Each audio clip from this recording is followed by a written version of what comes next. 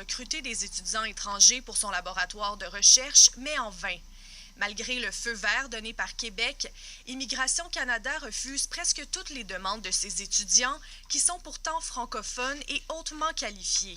C'est une étudiante qui applique au doctorat pour venir ici à l'UQTR dans notre programme de sciences biomédicales. Elle est médecin, donc elle est qualifiée pour ce programme-là.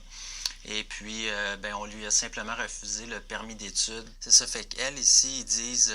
Et les motifs de refus cités par Immigration Canada sont loin d'être acceptables. C'est vraiment des réponses qui sont génériques. Si on se parle entre collègues, on voit que ce sont les mêmes réponses qui sont données à tout le monde.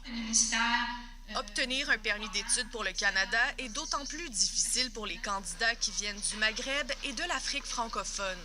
Lorsque j'ai un candidat africain, je lui mets carte sur table et je lui dis que ça va être un parcours du combattant, que les chances de succès sont très faibles. Ce que je peux vous dire de façon certaine, c'est que les étudiants africains n'ont pas droit au même traitement que les étudiants occidentaux.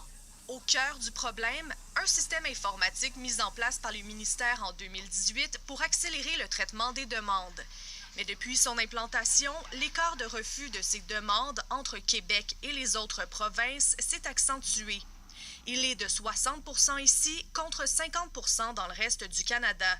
Croyez-moi, s'il y avait de la discrimination par rapport à, par exemple, des étudiants anglophones au Québec, le Canadien anglais au complet serait en furie. L'informatique, je ne veux pas que ça devienne la panacée ou la raison universelle qui est évoquée par Ottawa pour que les délais soient très longs ou pour justifier des taux de refus qui sont inacceptables ou discriminatoires. On est très, très conscient du problème. Il y a quelque chose qui nous apparaît très problématique.